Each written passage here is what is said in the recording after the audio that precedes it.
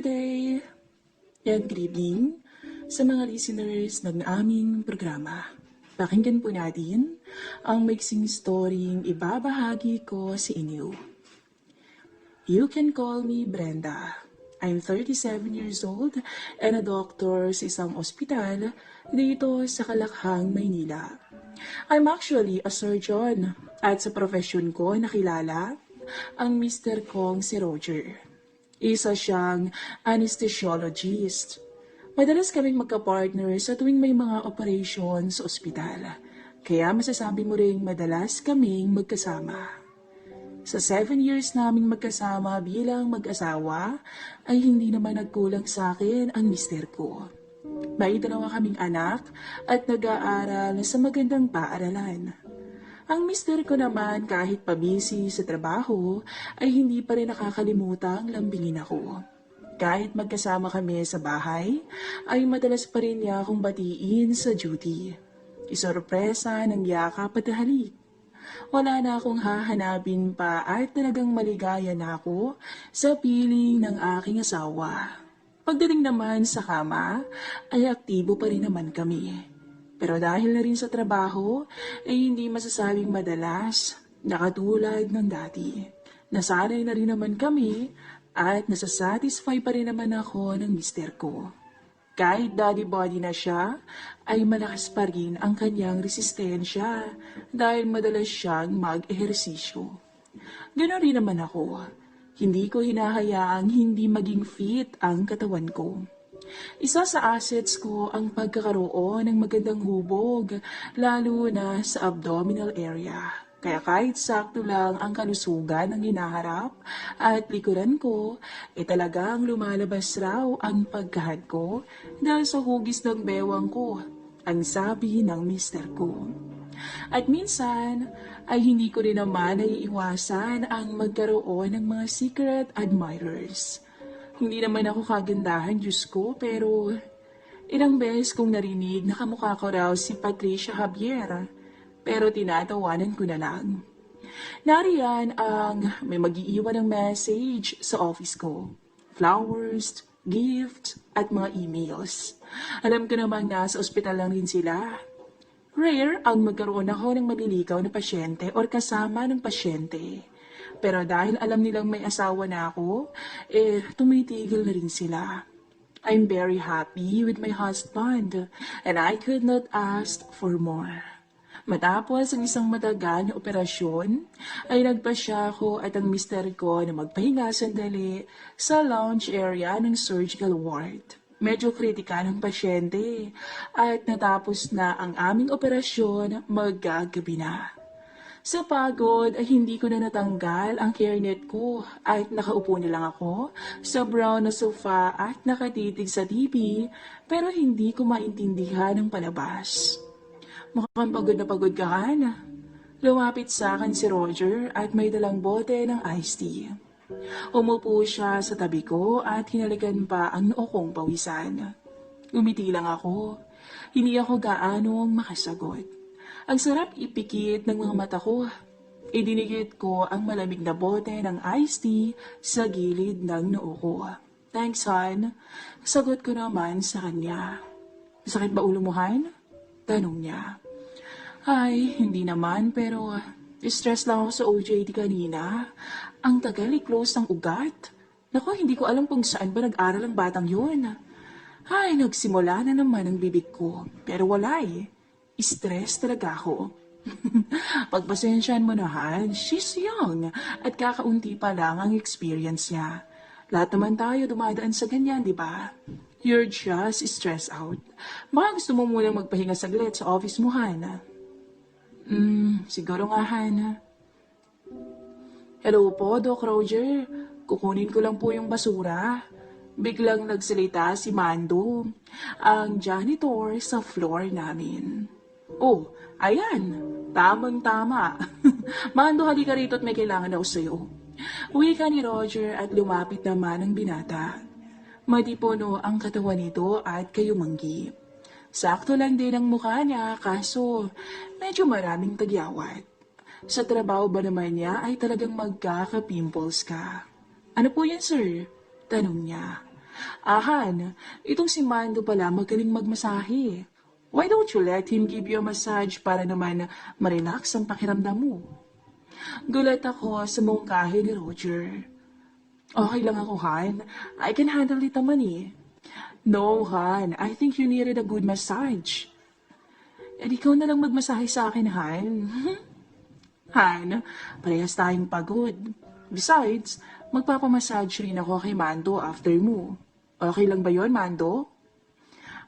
Okay lang po, Dok. Hindi pa naman po ako ganun kapagod.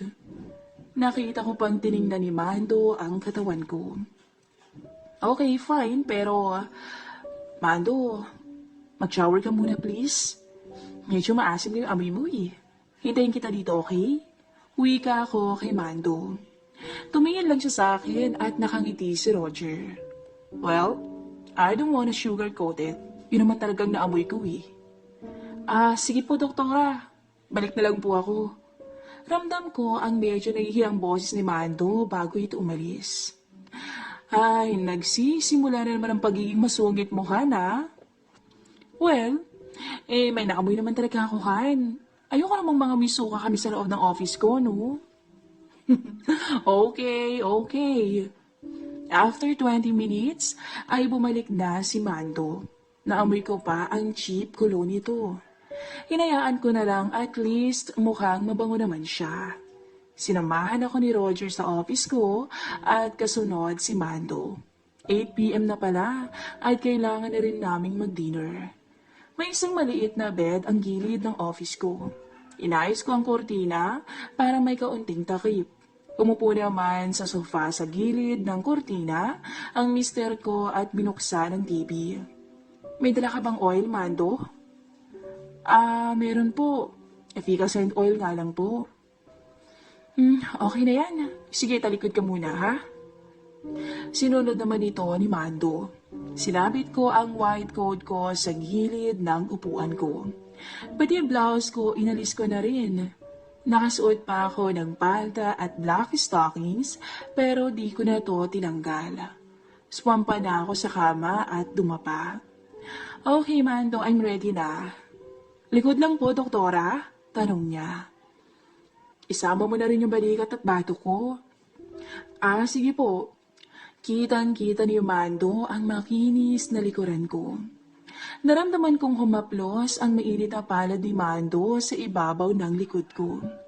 Ikinalat muna ang oil sa balat ko at saka nagsimulang i-massage ang ibabaw ng likuran ko. Magaspang at medyo mabigat ang pagmasahe sa akin ni Mando. Hindi ko maiwasang mapahinga ng malalim. Masarap palang massage niya, although untrained siya, pero namangha ako sa husay niya. Pumikit na lang ako and I let him do his thing. Dok, okay na po. Ang wika ni Mando. Ha? Tapos na? Nagulat ako. Parang ang bilis yata. Nakatulog po kasi kayo, Dok, kaya feel nyo sandali lang. Pero tapos na po. Kumusta po yung pakiramdam nyo? Dito ko naramdaman na medyo malamig ang likod ko. Ginhawa nga ang pakiramdam ko at medyo gumaan. Tumayo muna ako at tinakpan ko ang kalusugan ng harapan ko, ng damit ko, tsaka tiningnan ko si Roger. It seems nakatulog na pala siya sa sofa pero bukas pa rin ang TV. How long I was out? Tanong ko kay Mando. Po? Hindi naintindihan ni Mando ang tanong ko. I mean, gaano ako katagal nakatulog? Siguro po kalahating oras din po, Dok. Ramdam kong medyo mabigat at masakit ang mga binti ko. I guess I have time. Hindi na rin naman ako masyadong gutom. Well, Mando, pwede mo bang imasahe pa yung paa ko? Medyo masakit rin eh. Don't worry, bibigyan na lang kita later. Sensya na't naabala pa kita, ha? Okay lang po yun, Dok. Sanay naman po ako sa pagod. Okay, sige, labas ka na muna, ha? Tanggalin ko lang yung stockings ko. Pumunta sa likod ng kortina si Mando at dito ko tinaas ang palda ko, saka inalis ang stockings ko. Sinuot ko na ulit ang blouse ko at dumapa ako ulit sa higaan. I'm ready, Mando, ang sabi ko. Okay po, Doc. Sinimulan niyang lagyan na naman ng oil ang kaliwang paa ko kung saan siya nakapwesto rin. Piniga-piga niya ang paa ko at inunat-unat pa to. Tulad ng kanina ay ramdam ko ang alapaap ng bawat haplos ng magaspang niyang mga kamay. Pumikit na lang ako ulit at ninamnam ang nakaka-relax na massage ni Mando sa paa ko. Hanggang sa hindi ko na lang namalayang umakyat na pala ang mga kamay niya sa bandang tuhod ko. Pero huminto siya nang marating sa dulo ng laylayan ng aking palda at bumaba ulit ito. Sumendo na naman ang kanyang trabaho sa paa ko. Narelax na naman ako sa pangyayari. Subalit medyo nagising ako nang unti-unting narating niya ang ilalim ng palda ko. Napabitiw ako ng maikling pigil na boses. Mundi ko nang sabihan huminto siya dahil medyo may pagkapangahas na ang kanyang ginagawa. Pero hinayaan ko naman din kasi hindi ko naman maitatangking nakakabuhay ng diwa ang dulot nito sa akin. Muli ay umakyat palalo ang paghaplos ni Mando. Dito na ako kinabahan. Bato, nasa bandang gitna ng hita ko ang naaabot niya. Mando, masyadong mataas na yata ang kamay mo. Ang wika ko. Sensya na po, Dok. At bigla siyang huminto at nagtagal siguro ng ilang minuto sa binti ko. Naramdaman ko siyang kumilos at lumapit banda sa bewang ko. Dahil nakataba ako at nakarelax ang kamay ko sa gilid ng katawan ko, nagulat na lang ako nang idikit ni Mando ang harapan ng kanyang short sa akin.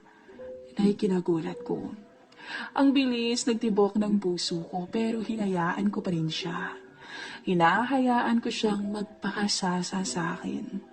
At nasa likod lang ng kortina ang mister kong natutulog. Sinubukan ni Mando na abutin ang aking iniingatang bagay mula sa aking suot. Pero pumalag ako. Okay na yan, Mando. Doon ka naman sa kabila. Ang utos ko sa kanya. Medyo paus pa ang boses ko. Hindi ko alam ang sasabihin ko. Kinakabahan talaga ako. Dapat sana pinatikil ko na si Mando pero ano ba tong nasabi ko at inutusan ko pa siyang lumipat sa kabilang pa ako. Lumipat ng pwesto si Mando. Tulad ng nauna, dinikit niya ulit ang umbok sa kamay kong nasa gilid ng katawan ko. Hindi ko na napapansin ang kanyang pagmassage sa paa ko dahil nakafocus na ako sa kanya. Seriously, ang lakas ng loob ng batang to. His mid-20s if I guessed correctly.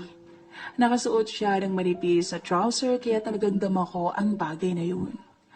Medyo mabigat din pala ang kanyang hininga. Kinakabahan rin siya. Pero I don't know what really went inside my head pero bigla na lang akong napahaplos na rin sa kanyang harapan. I guess Mando got the hint na nag-iinit na ako. Wala na tong hiya-hiya. At biglang ibinukas niya ang aking mga binti.